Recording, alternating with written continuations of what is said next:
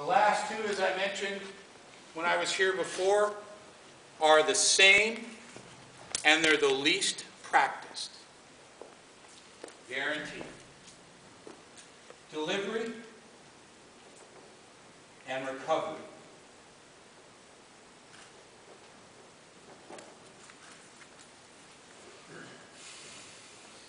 Same thing. You go to shoot at a person's leg, that shield comes down and it comes 3/4 of the way back up.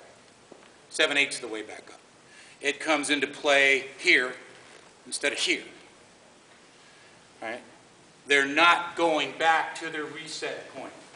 When you first line up and you do your shield and you've got that picture out of your ocularium, that should be where you come back to. If that's where you're saying, I'm ready to go now, then isn't that where you're going to be ready to go now each and every time? Is the shield out of place if it's back here, down here, over here, up here? Where'd the blade go? Right?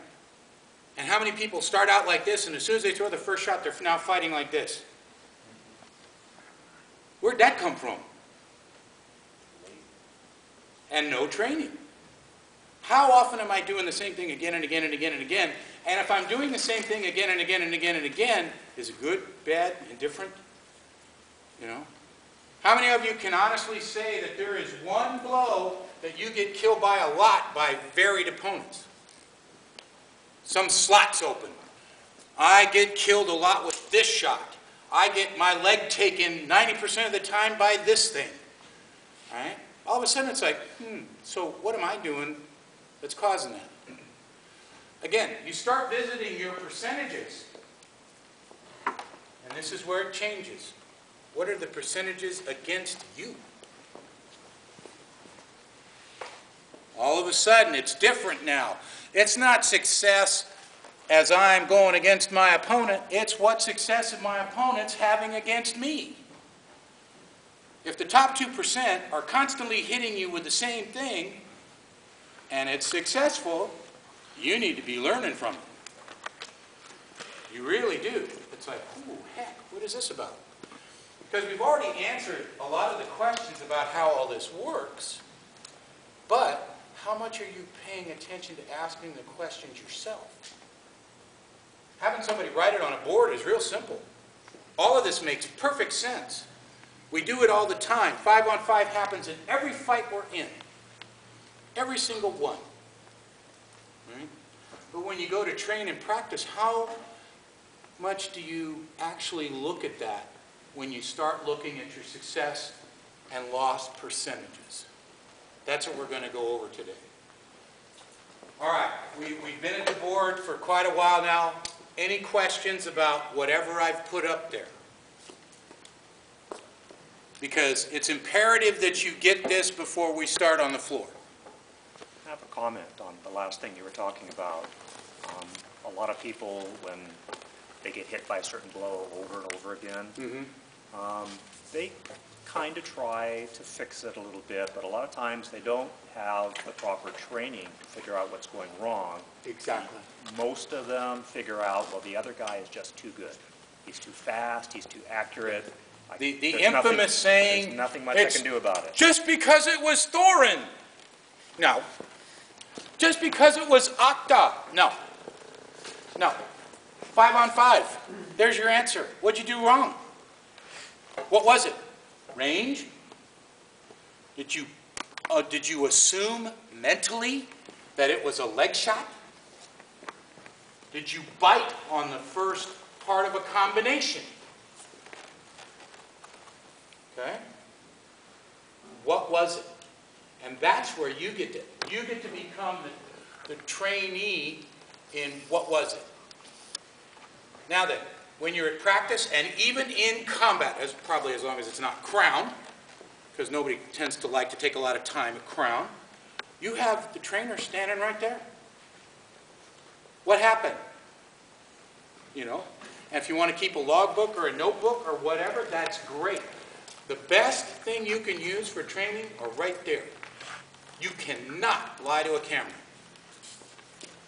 You just can't do it. And I've had trainees over the years that have told me absolutely that I'm not doing that. Okay, and you're not doing it against me, and you're not doing it against him. And you're not doing it against that guy, are you? No. Okay.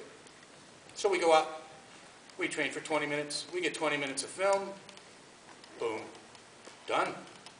I am doing it. Okay. But now then, that's what you're going to find in the mental, physical portion of this, is our onboard, you have trained your combat computers to fight in the way they fight right now. Trying to change it immediately will be impossible.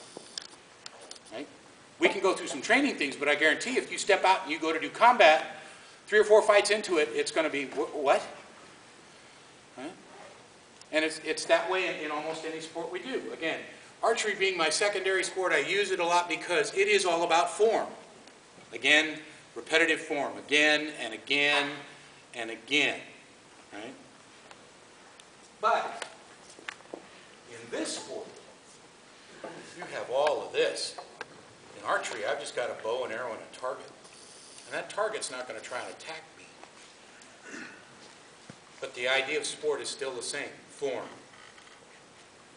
We have to get our forms down to understand how to cover those as best we can. And learn when we don't. Or not learn if we're the person that fights every odd Sunday. Not a problem. Questions? Yes? So I'm actually really inspired by this idea.